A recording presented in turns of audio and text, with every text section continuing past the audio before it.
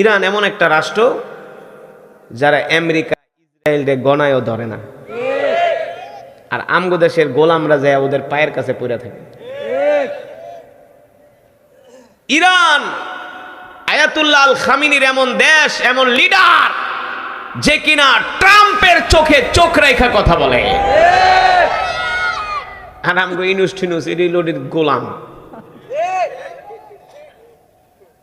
সারা পৃথিবীতে ওদের যে অস্ত্র আছে, ইরানের আমেরিকার পায়জামা নষ্ট হয়ে যায়, ইসরায়েলের পায়জামা নষ্ট হয়ে যায়, নেতানিয়াহু ইরানের ভয়ে প্রস্রাব করে দেয়। এত শক্তিশালী রাষ্ট্র ইরান, 12 দিন ইসরায়েলের সাথে যুদ্ধ হইল না। ইসরায়েল বুঝছে, সারা পৃথিবী বুঝছে যে ইরান কি জিনিস। আরাম গো বাংলাদেশ ঘোড়ার ডিম, চাপাবাজি ছাড়া আর কিছুই নাই, রাজনীতির মিথ্যাচার ছাড়া আর কিছুই নাই। এই দেশের রাজনীতিবিদরা যে কত নম্বর প্রতারকার ভণ্ড, পৃথিবীর কোথাও এত চাপাবাজ রাজনীতি কোথাও নাই। দেশ উন্নয়নের নামে ঘোড়ার ডিম, একটা অস্ত্র কিনতে পারে না, একটা ক্ষেপণাস্ত্র বানাইতে পারে না, যুদ্ধ বিমান এই দেশটাকে যাতে ভারত দখল করতে না পারে। ভারত শুধু সুযোগের অপেক্ষায় আছে, সুযোগ পাইবো বাংলাদেশ দখল করে নিয়ে যাবে। একটা অস্ত্র কিনতে পারে না, খালি চাপাবাজি, বাটপার কোথাকার। ইরান আজকে সারা পৃথিবীর পরাশক্তি। কারণ কি? কারণ সেই দেশের মানুষের ইমানের পাওয়ার আছে। যদিও তারা শিয়া সুন্নিও আছে, তাদের ইমানের পাওয়ার থাকার একমাত্র কারণ হলো ইরানের ম্যাক্সিমাম মানুষ তারা কোরআন পড়তে জানে। Islamic Republic of Iran, Iran হলো একটা ইসলামী রাষ্ট্র। কি রাষ্ট্র? এই গত 2 সপ্তাহ আগে আমেরিকা এজেন্টরা চাইছিল ইসলামী রাষ্ট্র উঠায় দিবে, বুঝেন নাই? সেখানের পতাকায় আল্লাহু আকবার লেখা, ওই পতাকা তারা নামায়া ওই চিল আর শকুন দিয়া পতাকা বানায় সেটা উড়াইছে। ইরানের 15টা মসজিদে আগুন লাগাইছে তেহরানের। ইরানের সরকার এক রাতের ভিতরে 2000 ব্রাশ ফায়ার করে মেরা লাইছে, যে তুমি ইসলামের বিরোধিতা করবা, মসজিদে আগুন দিবা। ওদের এত শক্তি হওয়ার একমাত্র কারণ হলো ইরানের মুসলমানরা আল্লাহর কোরআন পড়তে পারে। দেখবেন অনেক ভিডিওতে তারা কোরআন শুনা কান্না করে, আয়াতুল্লাহ আলী খোমেনি কোরআন শুনা কান্না করে। আর আমগো দেশের যারা প্রেসিডেন্ট, ওরা ঠিক মতো সূরা ফাতিহাই পড়তে পারে না। আর ইমানি আওয়াজ দিয়ে পড়ি আলহামদুলিল্লাহ। ইমানদার মুসলমান, সমস্ত প্রশংসা কার জন্যে? আল্লাহু আকবার। একমাত্র মহান রব্বুল আলামিনের জন্য, যিনি আমাদেরকে সৃষ্টি করেছেন। ঠিক কিনা মুসলমান? আমাদের সৃষ্টি করেছেন কে? হায়াতের মালিক কে? রিজিকের মালিক কে? আমরা কার গোলাম?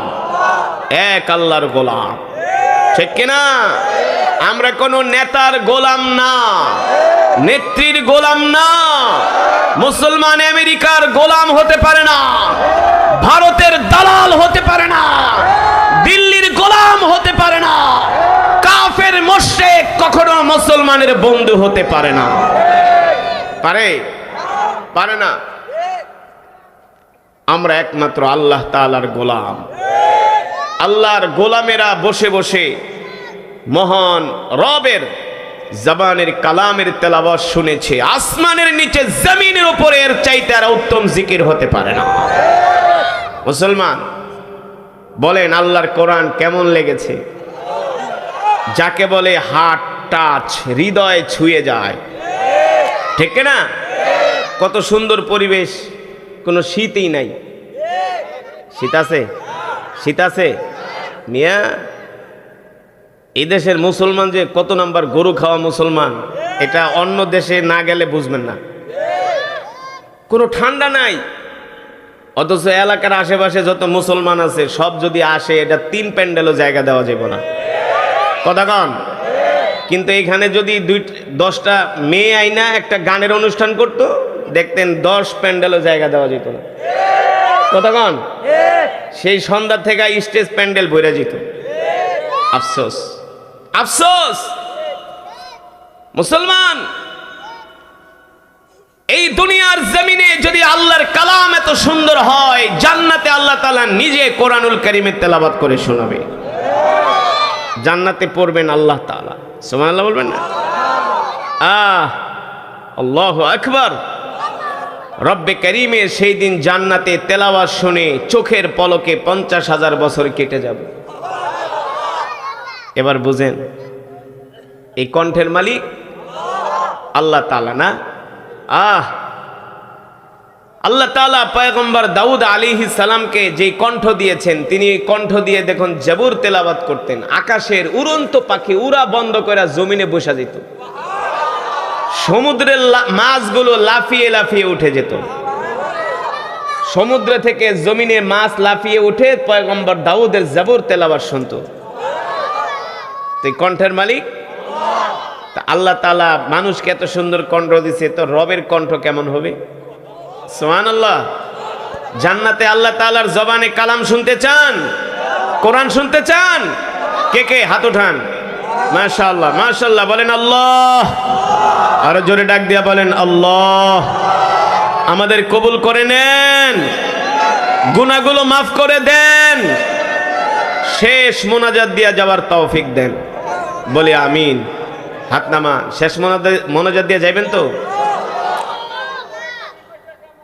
কি রিকোয়েস্ট?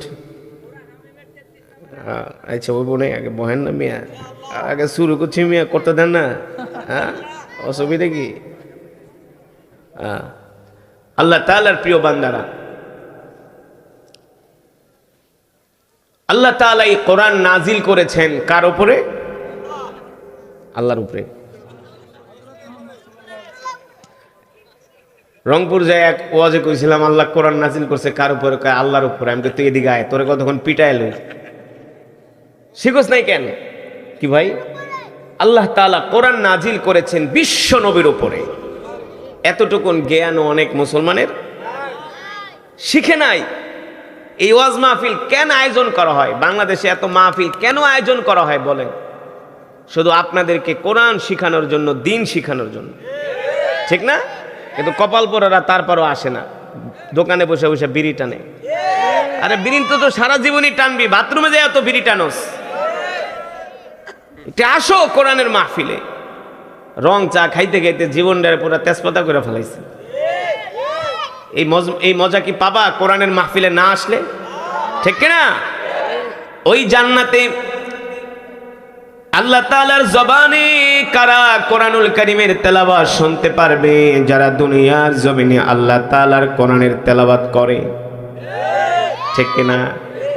যারা দুনিয়ার জমিনে আল্লাহর কোরআনকে ভালোবাসে, কোরআনের মজমায় আসে, কোরআনের মাহফিলে আসে, তারাই কেবলমাত্র জান্নাতে আল্লাহ তাআলার জবানে কালাম শুনতে পারবে।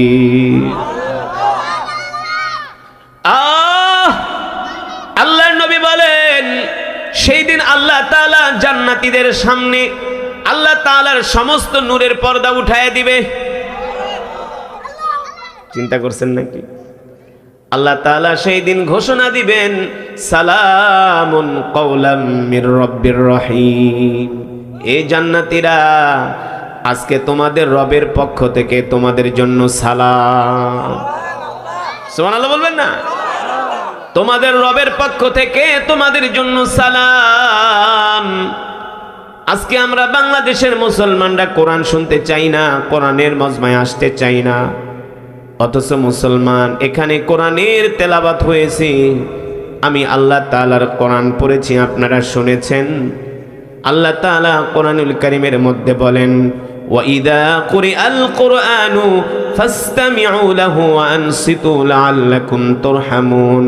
আল্লাহ তাআলা বলেন, নবী হে আমার, আমি আল্লাহ আপনার উপর যে কোরআন নাজিল করেছি, এই কোরআনের যখন তেলাওয়াত হয়, আমার বান্দারা যখন এই কোরআনের তেলাওয়াত শোনে, তখন আমি আল্লাহ তাআলা তাদের উপরে আসমান থেকে রহমত নাজিল করি। আল্লাহ তাআলার রহমত আমাদের উপরে নাজিল হচ্ছে। আর আমি যখন কোরআনের তেলাওয়াত শুরু করেছিলাম, এত আল্লাহর বান্দারা কিন্তু মাহফিলে ছিল না, অনেকে তেলাওয়াত শুনে শুনে দৌড়ে আসছে। কথা কেন? দৌড়ায় দৌড়ায় আসছে। ও আল্লাহর বান্দারা, আমি নিজে বানায়া বলি না, আল্লাহর নবী বলেন আমার বানানো কথা না। আল্লাহ রসুল বলেন যারা দুনিয়ার জমিনে আল্লাহর কোরআনকে ভালোবাসে তারা হলো আল্লাহর পরিবারের অন্তর্ভুক্ত। আল্লাহ তাআলার পরিবারের অন্তর্ভুক্ত হবে হাশরের ময়দানে যারা আল্লাহর কোরআনকে ভালোবাসবে। সুবহানাল্লাহ বলেন। কার পরিবারের অন্তর্ভুক্ত? আল্লাহ নিজে বলছেন আহলুল কোরআন হুম আহলুল্লাহ। যারা দুনিয়াতে কোরআনকে ভালোবাসে তারা হলো আমার আহাল, তারা হলো আমার পরিবারের অংশ। যদি আমরা আল্লাহ তাআলার পরিবারের অংশ হয়ে যাই, ফেরেশতাদের 14 গোষ্ঠীর ক্ষমতা নেই আমাদেরকে জাহান্নামে দেওয়া। আছে? কারণ আমরা তো আল্লাহর পরিবারের অন্তর্ভুক্ত। আল্লাহ আমাদের কবুল করে নেন, আল্লাহ আমাদের কবুল করে নেন। যেটা বলছিলাম বাবারা, এত সুন্দর পরিবেশ, তারপরও বাংলাদেশের মুসলমান মাহফিলে আসে না, নামাজ পড়তে যায় না। আছে কি আছে না? যাও আপনারা কোরআনের মাহফিলে আসছেন, কিন্তু এশারের নামাজ তো অনেকেই পড়তে যায় না। যে না পড়ছে হেও কয় ঠিক, যাক ভালো। আমাদের দেশের মানুষ আবার ভালো আছে, সব কিছুতেই ঠিক, সরল সহজ। আমাদের দেশের মানুষ কি সরল সহজ। যেটা বলছিলাম, এত সুন্দর পরিবেশ, তারপর আমরা কোরআনের মাহফিলে আসি না। আমি গতকালকে ইরান থেকে প্রোগ্রাম করে আসলাম। ইরান থেকে এসেছি। আমি যে দৃশ্য দেখে আসছি, এই দৃশ্য যদি বাংলাদেশের মুসলমানরা দেখতো তাহলে একজনও নামাজ ছাড়তো না। আমি যখন ইরানের রাজধানী তেহরানে বিমানবন্দরে নামলাম, এয়ারপোর্টে ঢোকার পরে মনে হইল আবহাওয়া স্বাভাবিক, কিন্তু এয়ারপোর্ট থেকে যখন গাড়িতে ওঠা তেহরানের দিকে যাওয়া শুরু করলাম, পুরা রাস্তার চতুর্পাশে শুধু বরফ আর বরফ। কি 0 ডিগ্রি সেলসিয়াস। ডিপ ফ্রিজ আছে না? ডিপ ফ্রিজে মাছ রাখলে কেমন হয়? পুরা বরফ হয়ে যায় না? পুরাটা তেহরান পুরাটা বরফে ঢাকা। আমার প্রোগ্রামের সময় হলো রাত 10:30। আমি ওদেরকে প্রশ্ন করলাম, তোমরা আমাকে এত টাকা খরচ করে বাংলাদেশ থেকে নিয়ে আসছো, শুধু বিমান ভাড়াই দিচ্ছে 2.5 লক্ষ টাকা। কত লাখ? 2.5 লাখ বিমানের ভাড়া। ওদের ইরানি প্রায় 25 মিলিয়ন টাকা। 25 মিলিয়ন মানে বাংলা টাকার 25 লক্ষ, ইরানি মিলিয়ন। বাংলাদেশের 1 টাকা ইরানের 300 টাকা। মানে ওদের টাকার মূল্য নাই, কিন্তু ধনী রাষ্ট্র। কি রাষ্ট্র? ইরান এমন একটা রাষ্ট্র যারা আমেরিকা ইসরায়েলকে গণায়ও ধরে না। আর আমগো দেশের গোলামরা যায় ওদের পায়ের কাছে পড়ে থাকে। ইরান আয়াতুল্লাহ আল খামিনির এমন দেশ, এমন লিডার যে কিনা ট্রাম্পের চোখে চোখ রেখা কথা বলে। আর আমগো ইনুস রিলোডের গোলাম। সারা পৃথিবীতে ওদের যে অস্ত্র আছে, ইরানের, আমেরিকার পায়জামা নষ্ট হয়ে যায়, ইসরায়েলের পায়জামা নষ্ট হয়ে যায়। নেতানিয়াহু ইরানের ভয়ে প্রস্রাব করে দেয়। এত শক্তিশালী রাষ্ট্র ইরান। 12 দিন ইসরায়েলের সাথে যুদ্ধ হইল না? ইসরায়েল বুঝছে, সারা পৃথিবী বুঝছে যে ইরান কি জিনিস। আরামগো বাংলাদেশ ঘোড়ার ডিম। চাপাবাজি ছাড়া আর কিছুই নাই, রাজনীতির মিথ্যাচার ছাড়া আর কিছুই নাই। এই দেশের রাজনীতিবিদরা যে কত নম্বর প্রতারকার ভণ্ড, পৃথিবীর কোথাও এত চাপাবাজ রাজনীতি কোথাও নাই। দেশ উন্নয়নের নামে ঘোড়ার ডিম। একটা অস্ত্র কিনতে পারে না, একটা ক্ষেপণাস্ত্র বানাইতে পারে না, যুদ্ধ বিমান এই দেশটাকে যাতে ভারত দখল করতে না পারে। ভারত শুধু সুযোগের অপেক্ষায় আছে, সুযোগ পাইবো বাংলাদেশ দখল করে নিয়ে যাবে। একটা অস্ত্র কিনতে পারে না, খালি চাপাবাজি, বাটপার কোথাকার। ইরান আজকে সারা পৃথিবীর পরাশক্তি। কারণ কি? কারণ সেই দেশের মানুষের ইমানের পাওয়ার আছে। যদিও তারা শিয়া সুন্নিও আছে, তাদের ইমানের পাওয়ার থাকার একমাত্র কারণ হলো ইরানের ম্যাক্সিমাম মানুষ তারা কোরআন পড়তে জানে।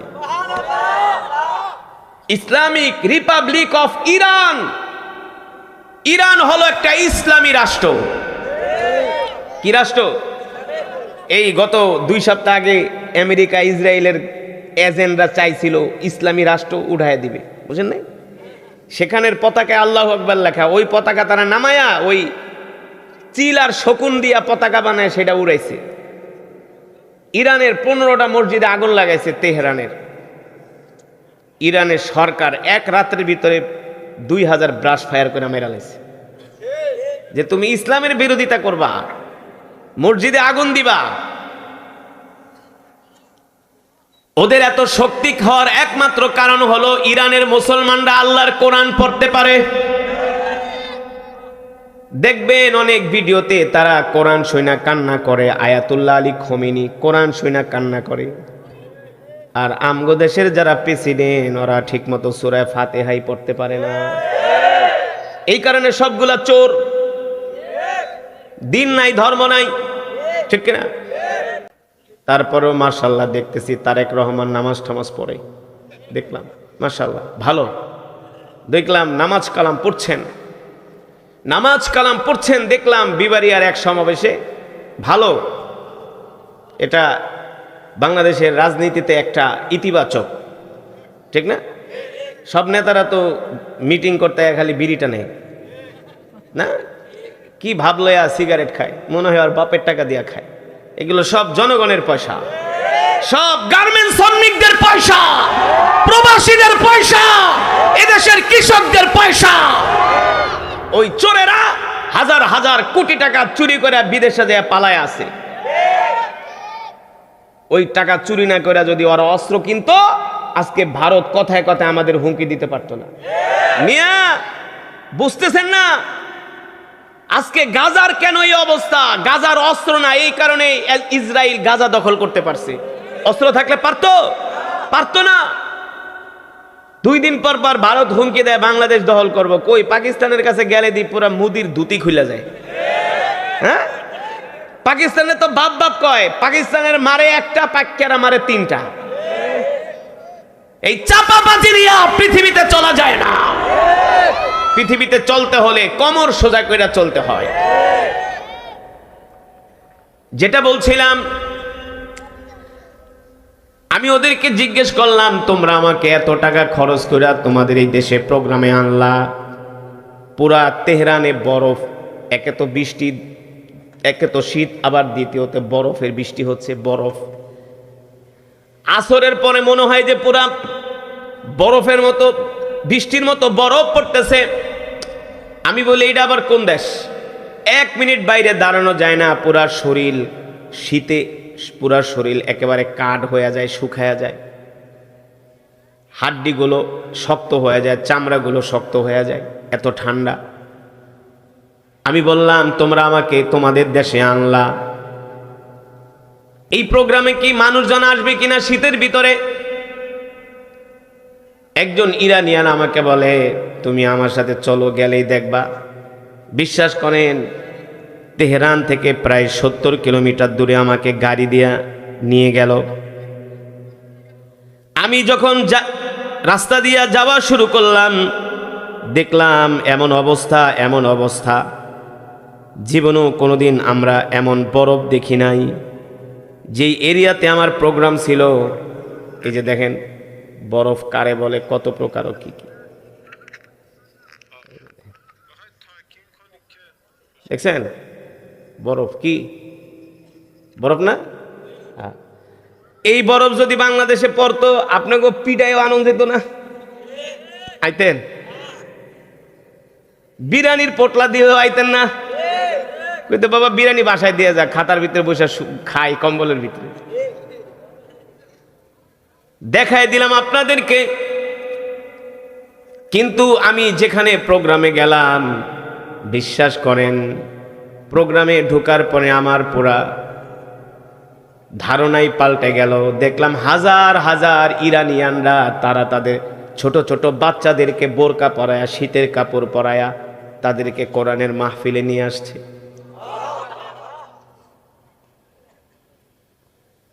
এত প্রচন্ড বরফের মধ্যে ইস্পাহানে এক জায়গায় গেলাম, প্রচন্ড ঠান্ডা পড়তেছে, বরফ পড়তেছে। এই বরফের ভিতরে মানুষ হেঁটে হেঁটে নামাজে আসতেছে। ও মুসলমান, আল্লাহ তাআলার হুকুম মানতে যায় কোনো অজুহাত খাটে না, আর যারা অজুহাত দেয় তারা কখনো মুমিন হতে পারে না। ঠিক কিনা বলেন? আল্লাহর বান্দারা, আল্লাহ তাআলা এই কোরআন নাজিল করেছেন বিশ্বনবীর উপরে। বিশ্বনবী রাহমাতুল লিল আলামিনের উপরে আল্লাহ তাআলা কোরআন নাজিল করেছেন। আমরা যদি ওই বিশ্বনবী রাহমাতুল লিল আলামিনকে যদি আমরা ভালোবাসতে চাই, ওই বিশ্বনবীকে যদি আমরা আমাদের জীবনের চেয়েও, আমাদের প্রাণের চেয়েও যদি বিশ্বনবীকে ভালোবাসতে চাই, তাহলে আল্লাহ তাআলার হুকুম আমাদেরকে মানতে হবে। ঠিক কিনা বলে? বিশ্বনবী রাহমাতুল লিল আলামিন, যার উপরে আল্লাহ তাআলা কোরআন নাজিল করছেন, ঠিক কিনা, সেই নবীকে আল্লাহ তাআলা কোরআন দিয়া পাঠাইছেন আর বলছেন, নবী, আমি আল্লাহ আপনার উপর যেই কোরআন নাজিল করেছি, আপনি আপনার উম্মতদেরকে বলেন, আমার বান্দাদেরকে বলেন, তারা যাতে কোরআন অনুযায়ী তাদের জীবনকে পরিচালনা করে। আমরা কি কোরআন অনুযায়ী চলি? কোন সমাজের কয়জন মানুষ 5 ওয়াক্ত নামাজ পড়ে? 5 ওয়াক্ত নামাজ পড়ে না, হালাল খায় না, হারাম খায়, সুদ খায়, ঘুষ খায়, মিথ্যা কথা বলে। কথা কন। অথচ আপনার আমার কলিজার টুকরা বিশ্বনবী রাহমাতুল লিল আলামিন, আল্লাহ নবী রাহমাতুল লিল আলামিন 63 বছর জিন্দেগিতে কোনোদিন মিথ্যা কথা তো দূরের কথা, আল্লাহ রসুলের জবান দিয়ে একটা অসার কথাও বের হয় না। ঠিক না? এমন একজন নবী আমরা পেয়েছি, যেই নবীর উম্মত হওয়ার জন্য আগেকার পয়গম্বররা পর্যন্ত আল্লাহ তাআলার কাছে দরখাস্ত করেছে, কিন্তু আল্লাহ তাআলা বিনা দরখাস্তে আপনাকে আমাকে বিশ্বনবীর উম্মত বানাইছে। খুশি নাকি বেজার? ও মুসলমান, তুমি জানো না, বিশ্বনবীকে শুধু মানুষরাই ভালোবাসে না, বনের পশুরা পর্যন্ত বিশ্বনবীকে ভালোবাসে। বনের পশুরা। তুমি তো বিশ্বনবীর উম্মত হয়ে রসুলের সুন্নত মানো না, না? রসুলের আখলাক, রসুলের চরিত্র আমাদের মাঝে নাই, রসুলের আদর্শ আমাদের মাঝে নাই। অথচ বিশ্বনবী রাহমাতুল লিল আলামিনের জন্য জঙ্গলের প্রাণীগুলো তার জন্য পাগল। বিশ্বনবীর জন্য জঙ্গলের প্রাণীরা পর্যন্ত পাগল। সিরাতের কিতাবের মধ্যে আসছে, বনু সালামা গোত্রের একজন লোক, মদিনায় তার একটা খেজুরের বাগান ছিল। কি ছিল? দেখেন, আল্লাহ রসুলকে যে আমি বললাম, বনের পশুরা পর্যন্ত আল্লাহ নবীর কথা শুনতো, আল্লাহ রসুলকে ভালোবাসতো। বনের পশু কি? বনের পশু। বনু সালমা গোত্রের একজন লোক, মদিনায় তার একটা খেজুরের বাগান ছিল। কি ছিল? জোরে বলে। খেজুরের বাগান ছিল। ওই লোক খেজুরের বাগানে একটা উট লালন পালন করতেন, একটা উট তিনি পালতেন। ওই উটের কাজ ছিল উটের পিঠে করে কূপ থেকে পানি এনে খেজুরের বাগানে, খেজুর গাছের গোড়ায় পানি দিতেন, আঙ্গুরের বাগানে পানি দিতেন, ওই উটের পিঠে করে পানি বহন করে। একদিন বনু সালামার গোত্রের ওই লোক উটের পিঠে পানি যখন উঠায় দিল, উট তার পিঠে পানি বহন করতে রাজি হলো না, উল্টা উটের মালিককে উট গেল তার গায়ে আঘাত করার জন্য। সে তার পিঠের ভিতরে পানির বোঝা উঠায় দেয়, পানির বোঝা তো বহন করে না, উল্টা উটের মালিককে যায় আক্রমণ করে, কামড় দেয়, তার উপরে উট চড়াও হয়। মনে করছে উটের মালিক হয়তোবা উটের শরীর খারাপ, এই কারণে আমার সাথে এমন আচরণ করতেছে। সেই দিন আর তিনি উটের পিঠে পানি দিলেন না, পানির বোঝা চাপায় দিলেন না, উটকে বাগানে এনে বিশ্রাম করতে দিলেন। তারপরের দিন আবার উটকে নিয়ে গিয়েছেন, উটের পিঠে পানির বোঝা দিবে, কিন্তু আজকে উট পানি নিতে অস্বীকৃতি জানায়। উটের মালিক যখন তার পিঠের ভিতরে পানির বোঝা চাপায় দেয়, আবার উট তাকে আক্রমণ করার জন্য যায়। শুধু আক্রমণ করার জন্য যায় না, উট বাগানের যেই দরজা, যেই গেট, ওই গেটের সামনে উট বসে থাকে। বাগানের খেজুরগুলো পেকে গিয়েছে, ওই খেজুর পাড়ার জন্য ওই বাগানের ভিতরে মানুষগুলো যখন প্রবেশ করে, উট কাউকে প্রবেশ করতে দেয় না, যাকে দেখে তাকেই কামড় মারে। উটের দাঁত দেখছেন? উটের দাঁত, উটের দাঁত অনেক বড় বড়। উট কাটা পর্যন্ত খেয়ে ফেলে। উট, মরুভূমিতে একটা গাছ আছে, কাঁটাযুক্ত গাছ, সেই গাছ উট খেয়ে ফেলে। সুবহানাল্লাহ। উট যদি একদিন পানি পান করে, সেই পানি উট 40 দিন পর্যন্ত পানি স্টকে জমা রাখে। অর্থাৎ একদিন পানি খাওয়াই দিবেন, ওরা 40 দিন পানি খাওয়া লাগবে না। ওই যে পেটে নিয়ে পানিটাকে স্টক করে রাখে, সেখান থেকে অল্প অল্প করে খায়। আল্লাহ তাআলা কোরআনুল কারীমের মধ্যে বলছেন, আফালা ইয়ানজুরুনা ইলাল ইবিলি কাইফা খুলিকাত। এই উটের মধ্যেও তোমাদের জন্য শিক্ষা আছে। কি আছে? তোমরা উট থেকে শিক্ষা নাও। উটকে বলা হয় মরুভূমির জাহাজ। উটকে বলা হয় কি? এখনো আরবে উট দিয়া বোঝা বহন করে। এখনো উট এমন একটা প্রাণী যারা কিনা ঠান্ডার ভিতরে, বরফের ভিতরে বাঁচতে পারে, গরমের ভিতরেও। আমরা যখন সৌদি আরব, অনেক আরব রাষ্ট্রে যাই, দেখি এত গরম, প্রায় 50 ডিগ্রি সেলসিয়াস। একটা ডিম ভেঙে রাস্তায় পিচের ভিতরে দিলে সাথে সাথে ডিম পোস হয়ে যায়, ফ্রাই হয়ে যায়। সেই মরুভূমির মধ্যে দিয়ে উট দিব্যি চলতেছে। সুবহানাল্লাহ। কে সৃষ্টি করেছেন? আল্লাহ। আল্লাহ তাআলার যে কত ক্ষমতা না, তার যে কত ক্ষমতা, তিনি যে কিভাবে পৃথিবীটা সৃষ্টি করেছে। সুবহানাল্লাহ বলেন।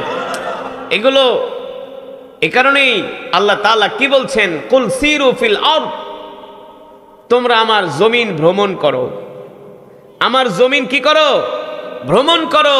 জমিন ভ্রমণ করলে, পৃথিবী ভ্রমণ করলে আল্লাহর নিদর্শন দেখা যায়, ঈমান বেড়ে যায়। ঠিক কিনা বলেন?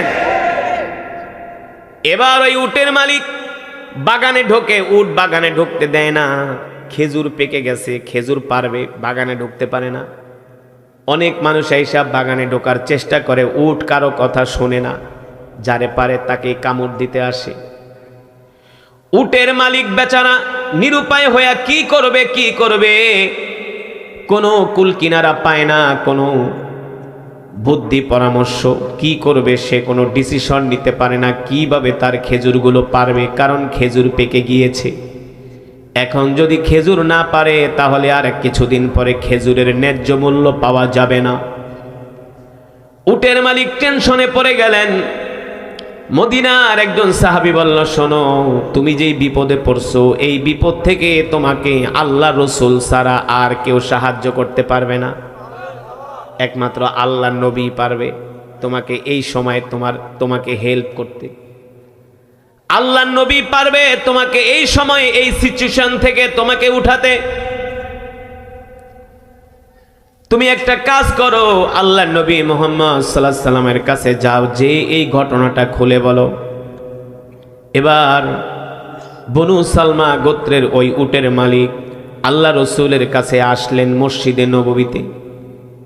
এসে বললেন, ওগো আল্লাহ রসুল, মদিনায় আমার একটা খেজুরের বাগান আছে, খেজুরগুলো পেকে গিয়েছে, কিন্তু আমি একটা উট লালন করি, উট পালন করি। আমি এই উট দিয়ে আমি আমার মাল বহন করি। কূপ থেকে পানি এনে উটের পিঠে করে আমি আমার বাগানের ভিতরে শেষ কাজে আমি পরিচালনা করি। আমি আমার বাগানের যত গাছ আলে গাছের গোড়ায় আমি এই উটের পিঠে বহন করে পানি এনে আমি গাছের গোড়ায় ঢালি, আমি আমার ফসল ফলাই। কিন্তু কিছুদিন ধরে উট আমার কথা শোনে না। উট তার পিঠে কোনো বোঝা বহন করতে রাজি না, উল্টা আমাকে আক্রমণ করে, কামড়াতে আসে। শুধু আমি না, উট আমার বাগানের গেটের সামনে বসে আছে, কেউ বাগানে প্রবেশ করতে পারে না। অথচ আমার বাগানের খেজুরগুলো পেকে গিয়েছে। এই সময় যদি আমি খেজুর পারতে না পারি, আর কিছুদিন পরে আমি এর ন্যায্য মূল্য পাবো না। এই কথা শোনার পরে বিশ্বনবী রাহমাতুল্লিল আলামিন সাহাবীদেরকে বললেন, চলো, তাহলে তো মানুষ ক্ষতিগ্রস্তের মধ্যে পড়ে যাবে। এখন যদি খেজুর বিক্রি করতে না পারে তাহলে তো অনেক বড় লসের মধ্যে পড়ে যাবে। চলো দেখি তাকে কোনো উপকার করা যায় কিনা। এই কথা বলে আল্লাহর নবী বিশ্বনবী ওই উটের মালিককে নিয়ে তার খেজুরের বাগানের কাছে আসলেন। আসার পরেই আল্লাহ নবীকে দেখা, উট ছিল বসা, আল্লাহ রসুলকে দেখা দাঁড়ায় গেলেন। উট কি ছিল? বসা ছিল। আল্লাহ রসুলকে দেখা উট দাঁড়িয়ে গেলেন। উট যখন দাঁড়িয়ে গেছে, অনেক সাহাবীরা বলে, আল্লাহ রসুল উট যেহেতু দাঁড়াইছে আপনি যাবেন না, উট আপনাকে কামড় দিবে। কারণ উট বসেছিল, দাঁড়াইছে মানে কি সে রাগান্বিত হয়ে গেছে না, রাগান্বিত হয়ে গেছে।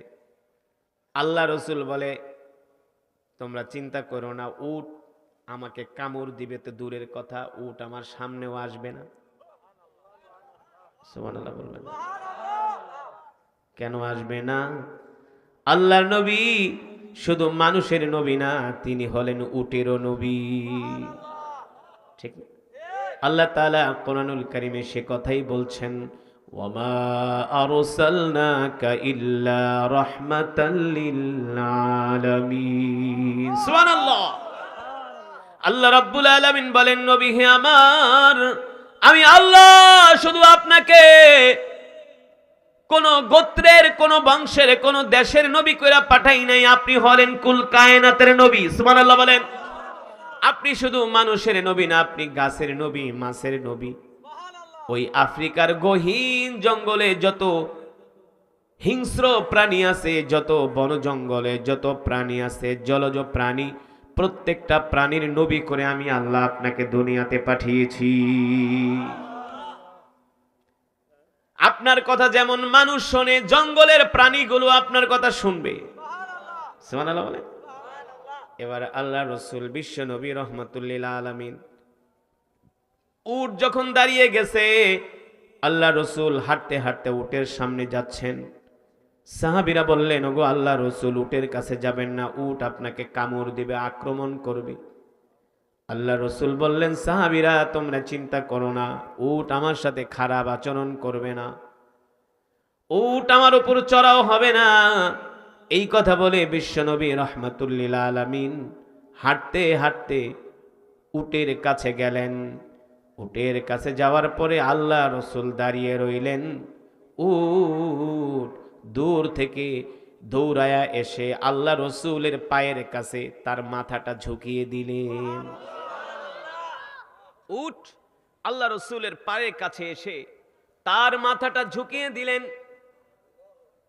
বুঝেন নাই? উট মাটিতে বসে তার মুখ, তার মাথাটা আল্লাহ রসুলের পায়ের কাছে ঝুঁকিয়ে দিলেন। আল্লাহ নবী উটের মাথায় হাত দিয়ে বলে, কি তুমি পাগলামি করো কেন? মানুষে কামড় দাও কেন? সুবহানাল্লাহ বলে। উটের চোখ দিয়ে ঝরঝর করে পানি পড়তেছে। তার মানে উটের মনে কি আছে? কষ্ট আছে। আল্লাহু আকবার। আল্লাহ রসুল বলে, তুমি পাগলামি করো কেন? মানুষদেরকে কামড় দাও কেন? উট তার চোখ দিয়ে ঝরঝর করে পানি পড়তেছে। আল্লাহ রসুল উটের মাথায় হাত দিয়া আদর করে দিতেছেন, হাত বুলায় দিতেছেন, আর বলতেছেন, শোনো, মানুষকে কষ্ট দিও না, মানুষকে কষ্ট দিও না, মানুষের উপরে চড়াও হয়েও না। এই কথা বলার পরে উট তার মাথা নাড়ায়া বলতেছে, আল্লাহ রসুল, আর আমি কোনোদিন মানুষকে কষ্ট দিব না। এবার আল্লাহ নবী বললেন, যাও। এই কথা বলার পরে উট আবার দাঁড়ায়া তার জায়গা মতো যেয়ে বসে পড়লেন। এবার ওই বনু সালমা গোত্রের উটের মালিককে আল্লাহ নবী ডাক দেয়া বললেন, এবার তুমি যাও উটের কাছে। এবার উটের কাছে যায়, আর উট তার উপরে চড়াও হয় না। তার মানে কি, আল্লাহর নবীকে শুধু মানুষ ভালোবাসে না, উটও আল্লাহ রসুলকে ভালোবাসি, ঠিক কিনা? সেই নবীর উম্মত আমরা খুশি নাকি বেজার? আরো জোরে বলেন, খুশি নাকি বেজার? ও মুসলমান, আল্লাহ রাব্বুল আলামিন কোরআনুল কারীমের মধ্যে বলেন, কুল ইন কুনতুম তুহিব্বুনাল্লাহ ফাত্তাবিউনি ইউহিব্বুকুমুল্লাহ ওয়া ইয়াগফির লাকুম যুনুবাকুম ওয়াল্লাহু গফুরুর রহিম। আল্লাহু আকবার। আল্লাহ রাব্বুল আলামিন বলে, দুনিয়ার মানুষ, তোমরা যদি আল্লাহ তাআলাকে পেতে চাও তাহলে সর্বপ্রথম তোমরা তোমাদের নবীকে ভালোবাসো, ঠিক কিনা বলে? কাকে ভালোবাসতে হবে? জোরে বলেন, কাকে? আল্লাহর নবীকে ভালোবাসতে হবে। কেমন করে ভালোবাসবেন? ভালোবাসার কতটুকু লিমিটেশন? আল্লাহ রসুলকে ভালোবাসার কোনো লিমিটেশন নাই, ঠিক কিনা বলেন? আল্লাহ রসুলকে ভালোবাসতে হবে নিজের জীবনের চেয়ে। কিসের চেয়ে? শুধু নিজের জীবনের চেয়ে না, সন্তানের চেয়েও আল্লাহ নবীকে ভালোবাসতে হবে। শুধু সন্তানের চেয়ে না, নিজের স্ত্রীর চেয়েও আল্লাহ রসুলকে ভালোবাসতে হবে। শুধু স্ত্রীর চেয়ে না, নিজের মা বাবার চেয়েও আল্লাহ নবীকে ভালোবাসতে হবে। আমার কথা, আল্লাহ রাব্বুল আলামিন কোরআনুল কারীমের মধ্যে বলছেন, তোমরা তোমাদের নবীর অনুসরণ করো। ফাত্তাবিউনি ইউহিব্বুকুমুল্লাহ, তোমরা তোমাদের জীবন দিয়া নবীকে ভালোবাসো, ঠিক কিনা বলেন? যদি তোমরা তোমাদের নবীকে ভালোবাসতে পারো তাহলে তোমরা আমাকে পাবা। কাকে পাবা? আল্লাহ তাআলা বলছেন, যদি তোমরা তোমাদের নবীকে ভালোবাসো তাহলে তোমরা আল্লাহ তাআলার নৈকট্য পাবা। তার মানে আল্লাহ রসুলকে ভালো না বাসলে আল্লাহ তাআলাকে পাওয়া যাবে না। তাহলে আমরা আল্লাহর নবীকে ভালোবাসবো তো? জোরে বলেন। কিসের মাধ্যমে ভালোবাসবো? জিলাপি খায়া, মিলাদ পয়রা? তাহলে কি? আল্লাহ রসুলের সুন্নত মেনে, ঠিক কিনা বলেন? কি মেনে? সুন্নাহ। মান আহাব্বা সুন্নতি ফাকাদ আহাব্বানি ওয়া মান আহাব্বানি কানা মাই ফিল জান্নাহ। আল্লাহ নবী বলে, উম্মত, তোমরা আমাকে ভালোবাসবা, ভালোবাসার প্রমাণ হলো আমার সুন্নত তোমাদেরকে জিন্দা করতে হবে। আল্লাহ রসুলের সুন্নত কি? আল্লাহ রসুলের সুন্নত হলো এক মুসলমান আর এক মুসলমানকে সালাম দিবে। কি দিবে? আফসুস সালাম ওয়া আতঈমুত তাআম লিনুল কালাম। সুবহানাল্লাহ বলেন। বর্তমানে সমাজের ভিতর থেকে সালাম উঠে গেছে, কথা কন। এখন আর মুসলমানকে সালাম দিতে চায় না। আবার কিছু মানুষ আছে একটু টাকা পয়সা হয়ে গেছে, এখন আর সালাম দিলে উত্তরও নেয় না। নাই সালাম দেয়, কোনো অনুভূতি নাই। আসসালামু আলাইকুম, না ওয়ালাইকুম সালাম কয় না। না বলে, তুই বেটা গরিব মানুষ, তোর সালামের উত্তর কি নিমু? কথা কন। অথচ আল্লাহ রসুল বলছেন, যদি তোমাকে কেউ সালাম দেয় তার সালামের উত্তরটা হাসি মুখে নিবা, ঠিক না? কেউ যদি আপনাকে সালাম দেয় হাসি মুখে বলবেন ওয়ালাইকুমুস সালাম। সুবহানাল্লাহ।